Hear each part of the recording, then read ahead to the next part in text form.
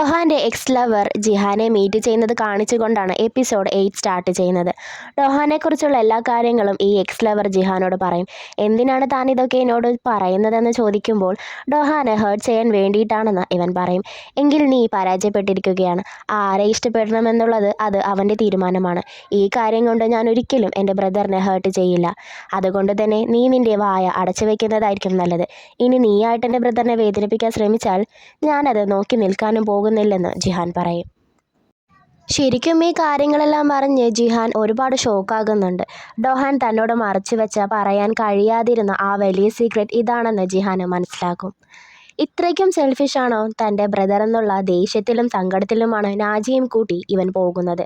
ഈ സമയം X lover ഡൊഹാനെ വിളിച്ച് ഇനി നിൻ്റെ ലൈൻ നീ ക്രോസ് ചെയ്യരുത്, അടുത്ത പ്രാവശ്യം ഇതിനും വലുതായിരിക്കും ഞാൻ ചെയ്യാൻ പോകുന്നതെന്ന് പറയുമ്പോൾ ഡൊഹാന് ഒന്നും മനസ്സിലാവില്ല. അടുത്ത പ്രാവശ്യമോ, നീ ഇപ്പോൾ എന്തെങ്കിലും ചെയ്തോ എന്നും ഇവൻ ചോദിക്കും. ഇവന് മറുപടി ഒന്നും കൊടുക്കാതെ തന്നെ ആ phone call X lover cut ചെയ്യും. തിരിച്ചു വന്ന ഇവൻ നാജിയെ കാണാതെ അവിടെയുള്ളവരോട് അന്വേഷിക്കും. ഈ സമയം നാജി, നീ എന്താ ഈ ചെയ്യുന്നത്, കാര്യം എന്താന്ന് പറ, എന്നാലേ എനിക്ക് തിരിച്ചു ചെല്ലുമ്പോൾ അത് ഡൊഹാനോട് എക്സ്പ്ലെയിൻ ചെയ്യാൻ സാധിക്കുകയുള്ളൂ എന്ന് നാജി പറയുമ്പോൾ, നിന്നെ ഞാൻ ഡൊഹാൻ്റെ അടുത്തേക്ക് ഇനി വിടില്ല. എനിക്ക് നിൻ്റെ ബ്രദർ ഇൻ ലോ ആയിട്ട് ഇരിക്കാൻ കഴിയില്ല ഒരിക്കലും. നീ പറഞ്ഞില്ലേ എന്നെ ഓർത്ത് നീ അൺഈസി ആണെന്ന്, അതുകൊണ്ട് തന്നെ അവനെ വിവാഹം ചെയ്യരുതെന്ന് ജിഹാൻ പറയും. നീയും പറഞ്ഞിരുന്നില്ലേ ഡൊഹാനോടൊപ്പം ഹാപ്പിയായി ജീവിക്കണമെന്ന്. ഇവൾ തിരിച്ചു ചോദിക്കുമ്പോൾ ഒരിക്കലും നിനക്കതിന് സാധിക്കില്ല, അവനോടൊപ്പം ഹാപ്പിയായിട്ട് ഇരിക്കാനും കഴിയില്ല എന്നിവൻ പറയും.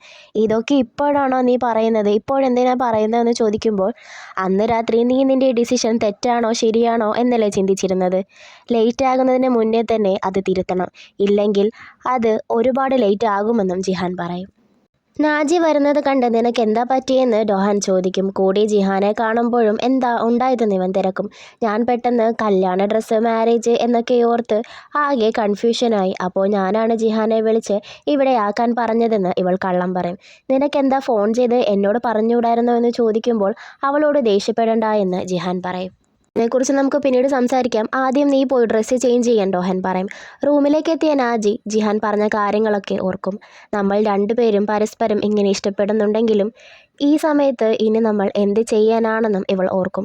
ജിഹാനെ കാണുമ്പോൾ ഡൊഹാൻ, നാജി എനിക്ക് ഒരുപാട് നാളായിട്ട് അറിയാം, അവൾ ആദ്യമേ നിന്നെ വിളിക്കാൻ ഒരു ചാൻസുമില്ല, നിങ്ങൾക്കിടയിൽ എന്താ നടക്കുന്നതെന്ന് എനിക്കറിയില്ല. എന്തായാലും അവൾ പറയുന്നത് ഞാൻ വിശ്വസിക്കുന്നു, അതുകൊണ്ട് മാത്രമാണ് ഞാൻ നിന്നെ വെറുതെ വിടുന്നതെന്നും ഡൊഹാൻ പറയും. നിനക്കെന്തെങ്കിലും എന്നോട് പറയാനുണ്ടോ എന്ന് ഡൊഹാൻ ചോദിക്കുമ്പോൾ ഒന്നും പറയാതെ തന്നെ ഞാൻ വളരെ ടയേർഡാണെന്നും പറഞ്ഞ് അവൻ പോകും. രാത്രിയാകുമ്പോൾ ഡൊഹാൻ എക്സ് ലവറിനെ നീ എന്താ നേരത്തെ പറഞ്ഞതെന്നും ചോദിച്ചും കോൾ എടുക്കാനും പറഞ്ഞ് മെസ്സേജ് അയച്ച് ടെൻഷനിൽ കിടക്കും. നാജിയും ജിഹാനും കഴിഞ്ഞ കാര്യങ്ങളൊക്കെ ഓർത്ത് ഉറക്കമില്ലാതെ എന്ത് ചെയ്യണമെന്നറിയാതെ ഒരു ചുമരിന് ഇരുവശങ്ങളിലായി കൺഫ്യൂഷനായി നിൽക്കും. പിറ്റേന്ന് സ്റ്റെപ്പ് സിസ്റ്റർ മുത്തശ്ശനോട് കമ്പനിയും ഷെയറും എല്ലാം ഡൊഹാന് നൽകുമെന്നുള്ള റൂമേഴ്സ് ഇപ്പോൾ കമ്പനി മീറ്റിംഗ് വരെ എത്തിയെന്ന് പറയുമ്പോൾ അത് വെറും റൂമേഴ്സ് മാത്രമല്ല, ഇത്തവണ ഞാനത് ശരിക്കും ചെയ്യുമെന്ന് മുത്തശ്ശൻ പറയും. അമ്മയുടെ മരണത്തിന് കാരണമായ അവരെ ഇത്രയും സപ്പോർട്ട് ചെയ്യുന്നത് എന്തിനാണെന്നും, ഞങ്ങളെ ഉപേക്ഷിച്ചു പോയതാണെങ്കിലും അവർ ഇപ്പോഴും ഞങ്ങളുടെ അമ്മ തന്നെയാണ്. ഇനി ആക്സിഡൻറ്റിൽ ഞങ്ങളറിയാത്ത മറ്റു കാര്യങ്ങളുണ്ടോ? ഇതുവരെയ്ക്കും ഞങ്ങളോട് ആക്സിഡൻറ്റിനെക്കുറിച്ച് കൃത്യമായി ഒന്നും മുത്തശ്ശൻ പറഞ്ഞിട്ടില്ല. 2 പ്രാവശ്യമാണ് ഞങ്ങൾക്ക് അവരെ കാരണം അമ്മയെ നഷ്ടപ്പെടുന്നത്. എന്നിട്ടും ഞങ്ങളോടില്ലാത്ത കരുണയും സ്നേഹവും എന്തിനാണ് മുത്തശ്ശൻ അവരോടെന്ന് ഇവൾ ദേഷ്യത്തോട് ചോദിക്കും. നീ വിചാരിക്കുന്നുണ്ടോ അവരാണ് ഈ ആക്സിഡൻറ്റിന് ശരിക്കും കാരണമെന്ന്? അവൾ എൻ്റെ മകളാണ്, അതുകൊണ്ട് നിൻ്റെ എനർജി നീ നിൻ്റെ ജോലിക്ക് വേണ്ടി മാത്രം ഉപയോഗിച്ചാൽ മതിയെന്ന് മുത്തശ്ശൻ ഇവളോട് പറയും. ഇവളും ശരി എന്ന് പറഞ്ഞു പോകും. എന്നാൽ ഉടനെ തന്നെ ഇവൾ ആ റിപ്പോർട്ടറിനെ വിളിച്ച് നിങ്ങൾ പറഞ്ഞ ഡീലിന് ഞാൻ തയ്യാറാണ്, അമ്മയുടെ ആക്സിഡൻറ്റിനെ കുറിച്ച് എനിക്കറിയണം. ഡൊഹാന് കമ്പനി മുത്തശ്ശൻ ഏൽപ്പിക്കുന്നതിന് മുന്നേ തന്നെ ആ ഫോട്ടോയിലുള്ള ആളുടെ ഡീറ്റെയിൽസ് കിട്ടണമെന്നും ഇവൾ പറയും. ആ റിപ്പോർട്ടർ ആണെങ്കിൽ ഡൊഹാൻ്റെ എക്സ് ലവറിൻ്റെ സ്റ്റുഡിയോയുടെ മുന്നിൽ തന്നെയായിരിക്കും ഉണ്ടാകുന്നത്. ആ സീൻ അവിടെ കട്ടാകും. ജിഹാനോട് നാജി, ഞാൻ നിൻ്റെയും എൻ്റെയും കാര്യത്തിൽ ഒരു തീരുമാനത്തിലെത്തി എന്ന് പറയും. ഞാനും നീയുമോ? ഡൊഹാനും നീയും തമ്മിലല്ലേ എന്ന് ഇവൻ ചോദിക്കും. അല്ല, നീയും ഞാനും തമ്മിൽ. എൻ്റെ കാര്യങ്ങളിൽ നീ അവിടെയും ഇവിടെയും എല്ലായിടത്തും തലയിടുന്നത് എനിക്കിഷ്ടമല്ല, നീ അത് നിർത്തണമെന്നും നാജി പറയും. ഇവനാണെങ്കിൽ നിങ്ങൾ എപ്പോഴാണ് ആദ്യം കണ്ടുമുട്ടിയത്, ഡേറ്റിങ്ങിൽ എന്തെങ്കിലും പ്രശ്നമുണ്ടായിട്ട് നീ ശ്രദ്ധിച്ചോ എന്നൊക്കെ ചോദിക്കും. ഡൊഹാൻ ഒരു ഗേ ആണെന്നുള്ള കാര്യം ഇവൾക്ക് അറിയില്ല എന്ന് കരുതിയിട്ടാണ് ഇവൻ ഇതെല്ലാം ചോദിക്കുന്നത്. ഇതിനൊന്നും മറുപടി പറയാതെ അവൾ പോകാനൊരുങ്ങുമ്പോൾ ഒരു കാര്യത്തിന് മാത്രം നീ എനിക്ക് മറുപടി തന്നെമെന്ന് പറയും. നിനക്ക് അവനെ ശരിക്കും ഇഷ്ടമാണോ എന്ന് ചോദിക്കും. അതെ, എനിക്കവനെ ഒരുപാട് ഇഷ്ടമാണ്. കല്യാണം കഴിച്ചെങ്കിൽ ഭ്രാന്ത് പിടിച്ച് പോകുമെന്ന അവസ്ഥയിലാണ് ഞാനിപ്പോൾ ഉള്ളതും. അത്രയ്ക്കുമുള്ള രീതിയിലാണ് എനിക്ക് അവനോട് ഇഷ്ടമെന്നും ഇവൾ പറയും. അപ്പോഴാണ് അവിടേക്ക് ഡോഹാൻ വരുന്നത്. ഉടനെ തന്നെ ജിഹാൻ പോകും. കഴിഞ്ഞ ദിവസമൊക്കെ ഒരു കുഴപ്പമില്ലാതിരുന്നവനാണ്. ഇപ്പോൾ പെട്ടെന്ന് എന്ത് പറ്റിയെന്ന് ഡോഹാൻ ചിന്തിക്കും. ഇവളാണെങ്കിൽ ഞാൻ വീട്ടിലേക്ക് പോവുകയാണ്, ജിഹാനെ കാരണമാണോ എന്ന് ഇവൻ ചോദിക്കും. അല്ല, റിപ്പോർട്ടേഴ്സൊക്കെ പോയല്ലോ, കല്യാണത്തിന് മുന്നേ എനിക്ക് വീട്ടുകാരോടൊപ്പം നിൽക്കണമെന്ന് ഇവൾ പറയും. നിൽക്കുകയും ചെയ്യും. ഡോഹാനെയും നാജിയെയും കുറിച്ച് വീട്ടിലുള്ളവർ സംസാരിക്കുന്നത് കേട്ടുകൊണ്ടാണ് നാജി അവിടേക്ക് വരുന്നത്. നീ എന്താണ് പെട്ടെന്ന് തിരിച്ചു വന്നത്? നിന്റെ ഫേക്ക് ഹസ്ബൻഡ് കാരണമാണോ എന്ന് സിസ്റ്റർ ചോദിക്കും. അതൊന്നുമല്ല, ഈയിടെയായി ഞാൻ ആക്ടിങ്ങിൽ വളരെ മോശമാണ്. മറ്റു പല ഇമോഷൻസും ഇടയിൽ കയറുന്നുമുണ്ട്. എൻ്റെ റോളിൽ എനിക്ക് കോൺസെൻട്രേറ്റ് ചെയ്യാൻ പറ്റുന്നില്ല. അത്യാഗ്രഹം വന്നു തുടങ്ങി എന്നിവൾ പറയും. എന്താണ് അത്യാഗ്രഹമെന്ന് ചേച്ചി ചോദിക്കുമ്പോൾ, ഇതെല്ലാം നിർത്തി ആക്ടിങ്ങും മാരേജും എല്ലാം ക്വിറ്റ് ചെയ്ത് ഫ്രണ്ട്ഷിപ്പും മറന്ന് ആ അത്യാഗ്രഹത്തിൻ്റെ പിന്നാലെ പോകാനാണ് തോന്നുന്നത്. ഞാൻ എത്ര കൊള്ളില്ലാത്തവളായിട്ടായിരിക്കുമല്ലേ ഇങ്ങനെയൊക്കെ ചിന്തിക്കുന്നതെന്നും ഇവൾ ചേച്ചിയോട് പറയും. ഞാനും നിന്റെ ബ്രദർ ഇൻ ലോയും ഒരു അത്യാഗ്രഹത്തിൻ്റെ പുറത്താണ് മാരി ചെയ്തത്.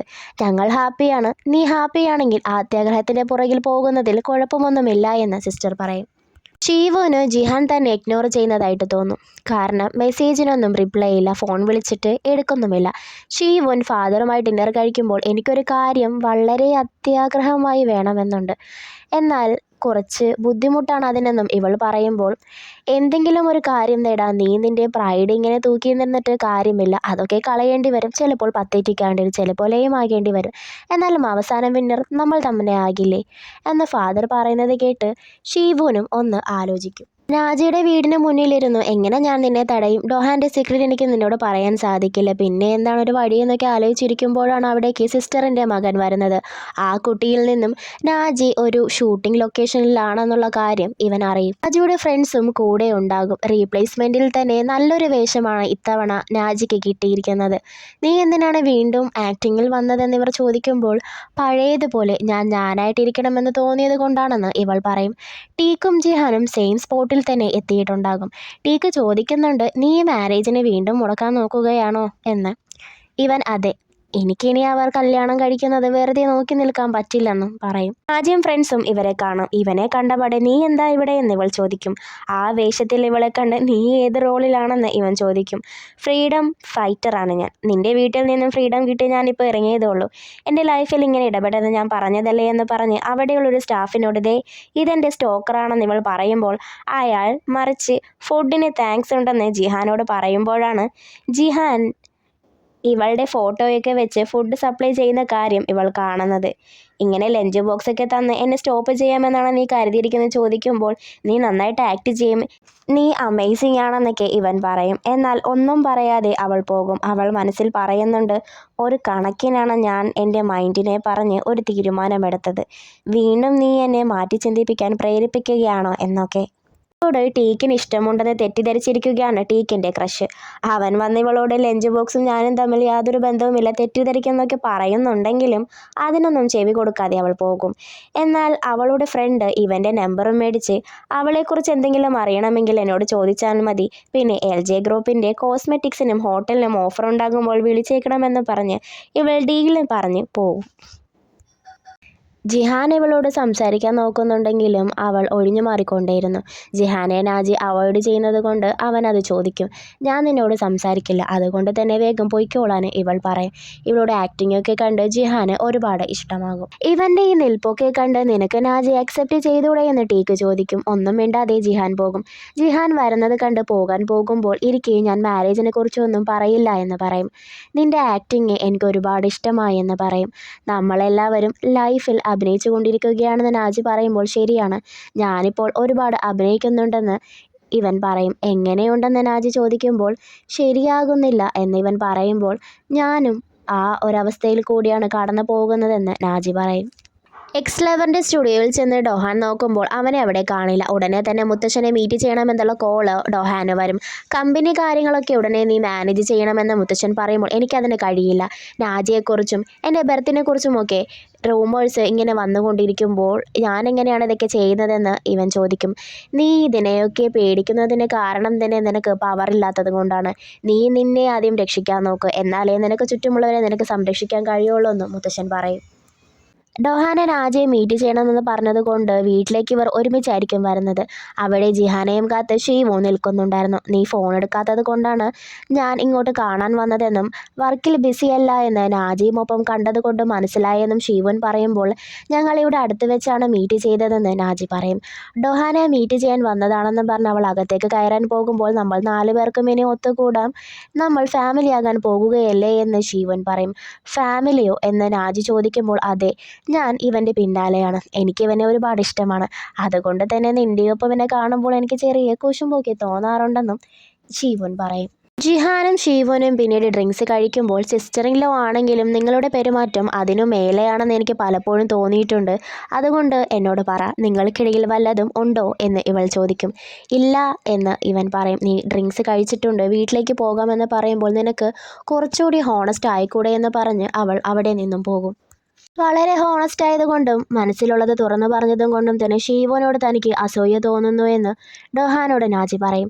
എന്തെങ്കിലും പ്രോബ്ലം ഉണ്ടോ എന്ന് ഡൊഹാൻ ചോദിക്കുമ്പോൾ നിന്റെ പ്രോബ്ലംസ് ആദ്യം പറയാൻ നാജി പറയും. ഇവൻ എക്സ് ലവർ ആരോടെങ്കിലും തന്നെ സീക്രറ്റിനെ കുറിച്ച് പറഞ്ഞിട്ടുണ്ടോ എന്ന് ഡൗട്ട് ഉണ്ടെന്നും മുത്തശ്ശൻ കമ്പനി കാര്യങ്ങൾ ഏൽക്കാൻ പറഞ്ഞതും ഇവളോട് പറയും. നീ എൻ്റെ ഒപ്പമുള്ളത് എനിക്ക് ഒരുപാട് സന്തോഷമുണ്ടാക്കുന്നുണ്ട്, നീ എപ്പോഴും എൻ്റെ കൂടെ തന്നെ ഉണ്ടാകുകയും വേണം, നീ നിന്റെ പ്രോബ്ലംസ് എന്താണെന്ന് പറയുമ്പോൾ ഒന്നുമില്ല എന്ന് ഇവൾ പറയും. വീട്ടിലേക്ക് എത്തുമ്പോൾ നാജി എവിടെയാണെന്ന് ജിഹാൻ ചോദിക്കും. അവൾ പോയെന്ന് ഡൊഹാൻ പറയുമ്പോൾ എനിക്ക് നിന്നോട് കുറിച്ച് സംസാരിക്കണമെന്ന് ജിഹാൻ പറയും.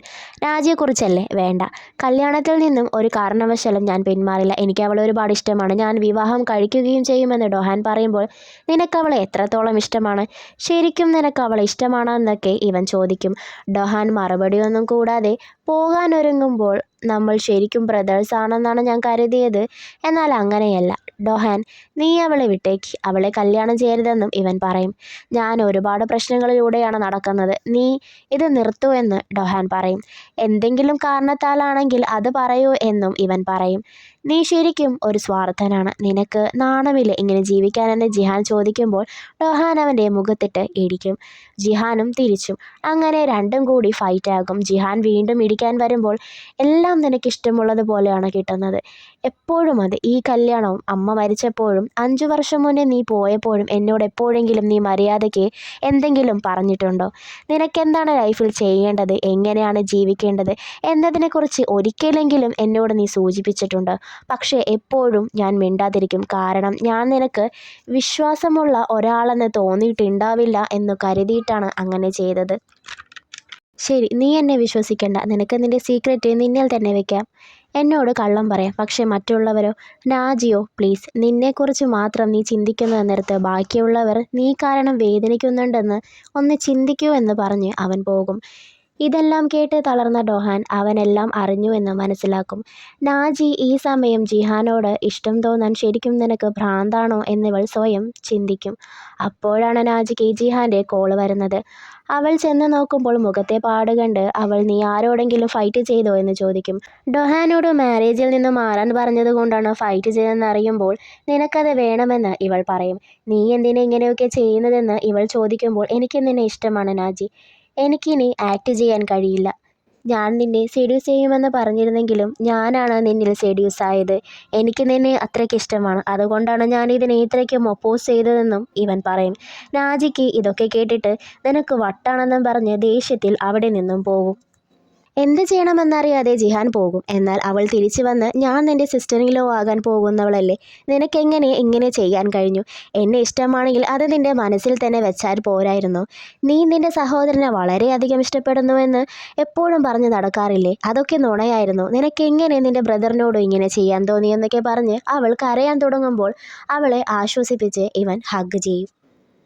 നീ എന്നെ കൂടുതൽ കൺഫ്യൂഷൻ ആക്കുകയാണ്, ഇതുവരെ ഒരു കണക്കിനാണ് ഞാൻ എല്ലാത്തിൽ നിന്നും മാറി വലിഞ്ഞു നിന്നത് എന്ന് പറഞ്ഞ് അവനെ ഇവൾ കിസ് ചെയ്യും.